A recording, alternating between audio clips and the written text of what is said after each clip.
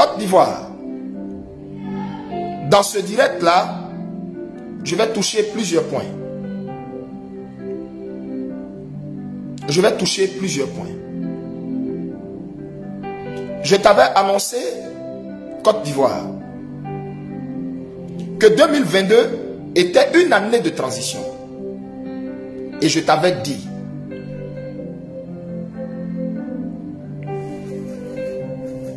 les 3 premiers trimestres de l'année allaient préparer ça.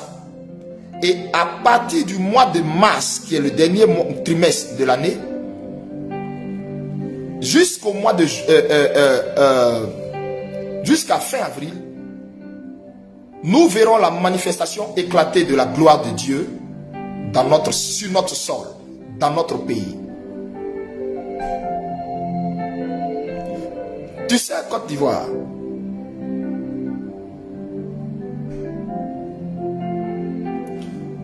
il y a un glorieux réveil qui arrive. Un réveil extraordinaire.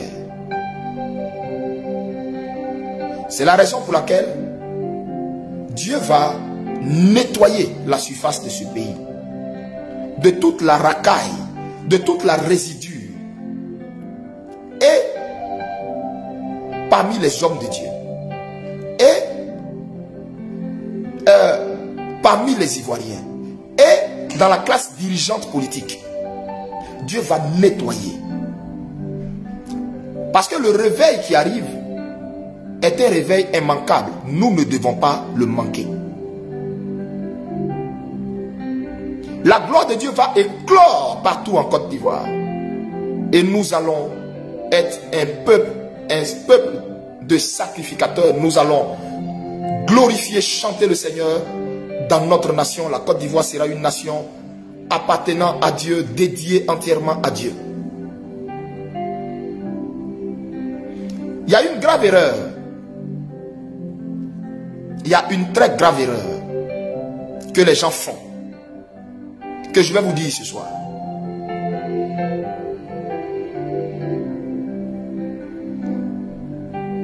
À la tête de ce pays,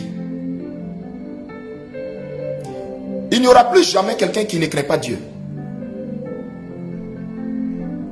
Et il n'y aura plus jamais quelqu'un, je répète, qui ne craint pas Dieu. Qui va s'adonner au fétichisme.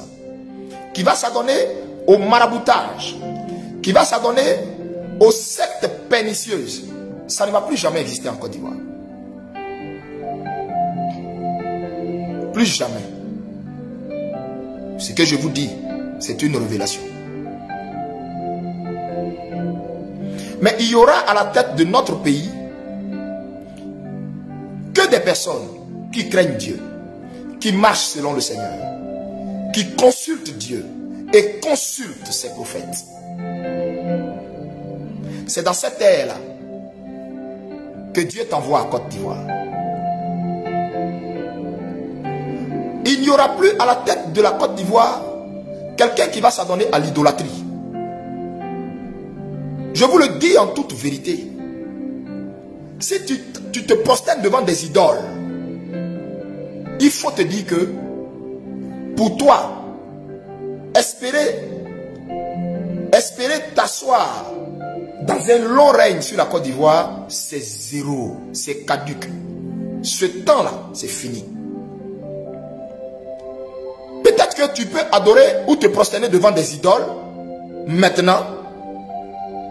Mais une fois que Dieu t'établit au-dessus de la Côte d'Ivoire, tu seras obligé de mettre dehors les idoles et tu seras obligé de venir au Dieu véritable, au Dieu unique, au Dieu qui est dans les cieux et qui n'est ni représenté par une idole quelconque.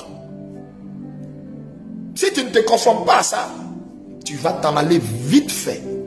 C'est ce qui est écrit dans l'agenda divin et dans le calendrier spirituel sur la Côte d'Ivoire. Je m'adresse à vous tous qui d'après vous prétendez au fauteuil de la Côte d'Ivoire. Je m'adresse à vous tous. Si vous ne composez pas à Jésus, vous êtes out. C'est fini pour vous. Toi qui te prosternes devant une statuette ou devant une statue, c'est fini pour vous. C'est-à-dire, c'est zéro.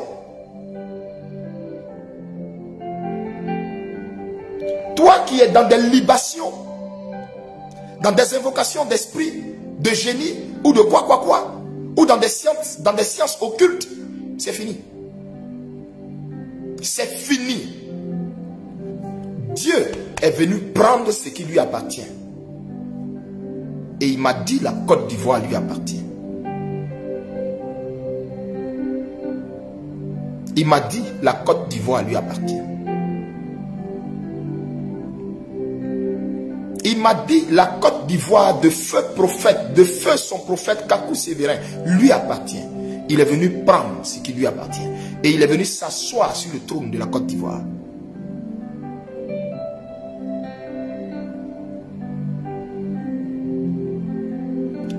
On ne te demande pas d'être chrétien.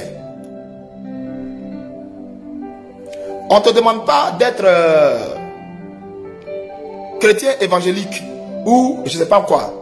Mais, je te répète, celui qui veut prétendre s'asseoir sur le fauteuil de la nouvelle Côte d'Ivoire que le Seigneur m'a montré,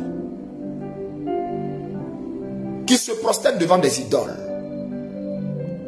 qui rend culte à des idoles, qui est dans des libations, des évocations d'esprit, qui est dans des sectes pernicieuses, qui est dans une polygamie qui n'a pas de nom. C'est même pas possible. C'est pas possible. Ce n'est pas possible que tu t'asseyes là et que tu fasses long feu. C'est pas possible. Je ne donne même pas 3 ans à cette personne. Je suis en train de dire, dans le plan de Dieu, Dieu peut peut-être vouloir t'utiliser pour faire quelque chose, pour faire un balayage. Mais de là à dire, c'est-à-dire tu vas espérer régner 10 ans ou 5 ans. Tu n'as pas idée de ce que Dieu réserve à ceux qui ne vont pas composer avec lui dans ce pays.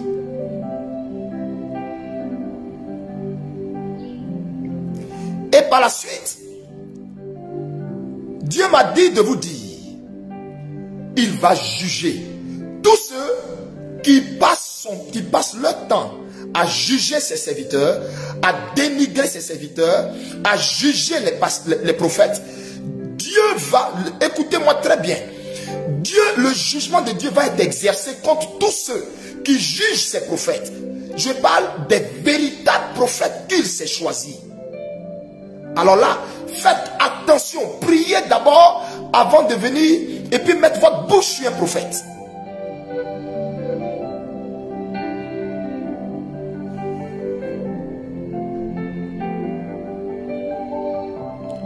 Zoom, c'est le Moudja choquant. C'est écrit où? Que Jésus-Christ est Seigneur créateur. Sois maudit, je te maudis, je maudis ta famille, je maudis ta vie, je te maudis, je maudis ta descendance. Si tu travaillais, perds ton travail à effet immédiat. Sois maudit à vie au nom de Jésus de Nazareth. À ce signe-là, tu auras la preuve que Jésus est Seigneur et Créateur. Si tu travaillais, tu perds ton travail. Si tu étais en bonne santé, sois malade à outrance. Jusqu'à ce que tu me cherches pour que je prie pour toi. Je te maudis. Si tu étais en bonne santé, je commande à tous les démons de l'enfer de te troubler jusqu'à ce que, c'est-à-dire que tu ne meurs pas. Sois malade à outrance jusqu'à ce que tu me cherches pour que je prie pour toi. Et que tu saches que Jésus-Christ est vraiment Seigneur. Comme tu veux savoir, il est écrit où qu'il est Seigneur, tu vas savoir ça comme ça. Ce direct-là n'est pas un direct de distraction. Donc tu t'es trompé de page. Ce direct-là n'est pas un direct de distraction.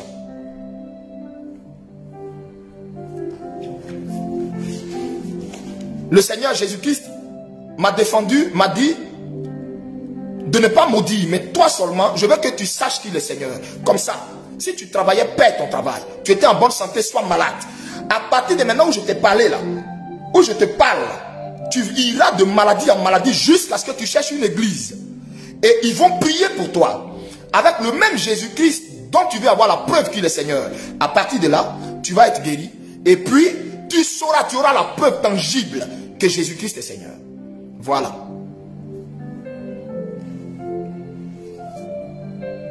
Alors, donc, je poursuis sur ce que je disais.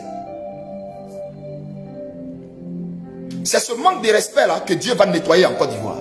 Vous voyez, c'est ce genre de comportement-là, ce genre de manque de respect-là, Dieu va nettoyer en Côte d'Ivoire.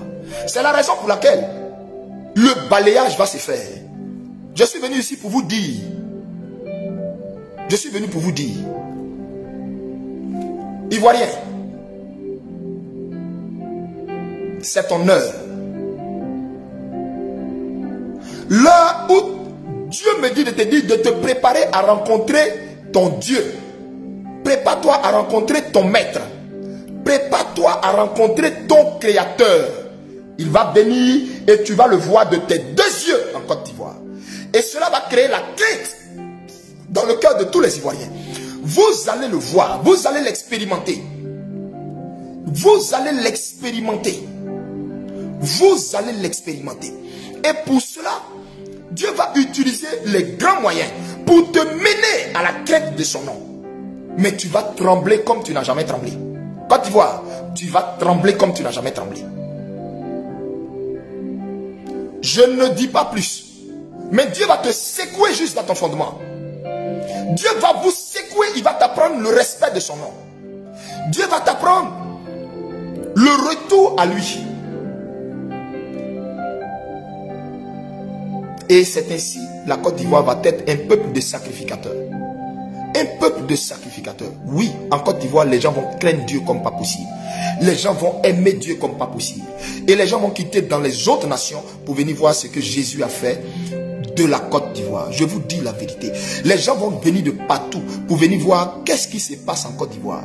Pourquoi les Ivoiriens ne sont plus des gens qui sont des fins moqueurs, des chercheurs de buzz sur Internet. Oui, la Côte d'Ivoire Jésus va te secouer dans ton fondement. Mais il va te secouer. Je viens te dire juste de ne pas avoir peur. Ce n'est pas pour ta mort, ce n'est pas pour te tuer. Mais il va te secouer. Toi et toute ta classe dirigeante politique, il va vous secouer. Il va me secouer. Le Seigneur va vous secouer.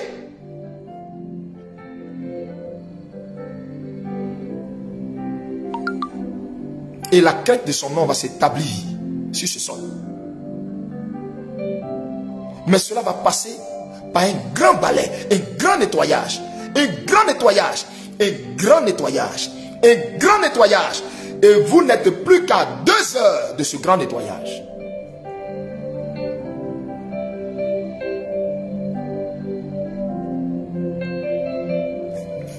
Vous passez votre temps à injurier vos prophètes, à tuer vos prophètes, à dénigrer vos prophètes, à leur vouloir du mal.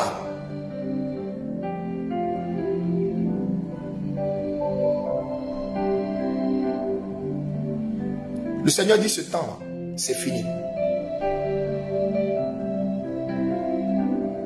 Le Seigneur dit ce temps-là, c'est fini.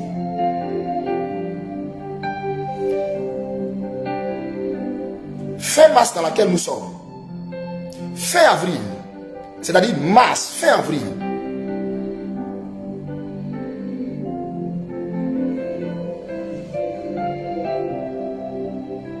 tu sauras que tu ne t'appartiens pas à toi-même, Côte d'Ivoire. Tu appartiens à quelqu'un. Tu appartiens à quelqu'un qui est revenu reprendre son droit sur toi.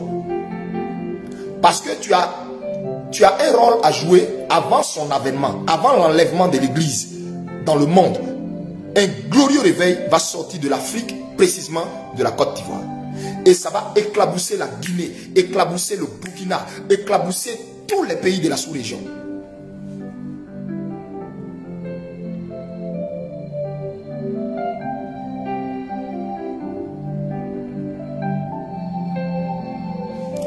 C'est pourquoi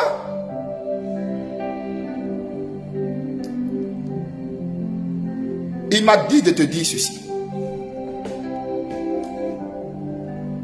Arrête de parler en mal de ce que lui Dieu te donne. Arrête de parler en mal des dons qu'il te fait, Côte d'Ivoire. Il t'a donné feu le prophète Kakou Sévérin. Vous l'avez dénigré, vous l'avez tué. Vous n'avez même pas pu profiter de lui comme il se doit.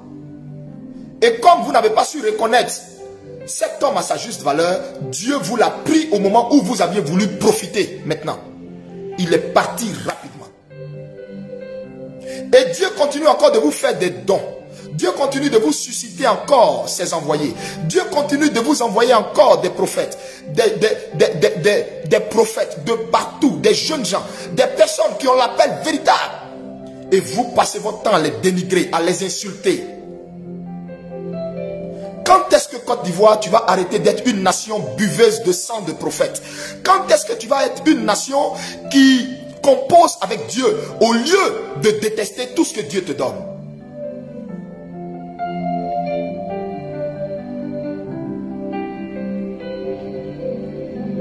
En Côte d'Ivoire, vous célébrez des brouteurs.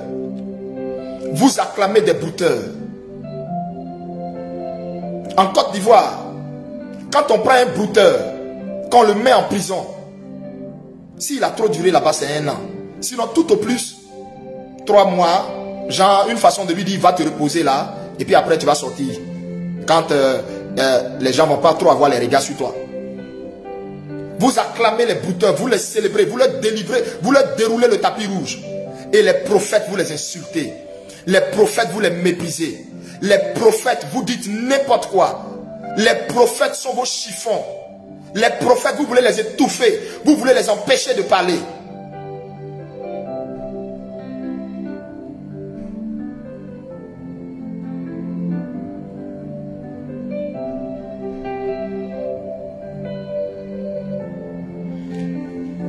Mais le Dieu des prophètes s'est levé pour remettre de l'ordre dans sa nation. Dieu va mettre de l'ordre imminemment dans sa nation. Et le côté marrant dans ça, c'est que ça va vous surprendre. Au fait, vous n'allez même pas voir ça venir et puis boum, Dieu a fini de balayer. Ça va se faire en écoute, tel un éclair. Le nettoyage de Dieu va se faire tel un éclair.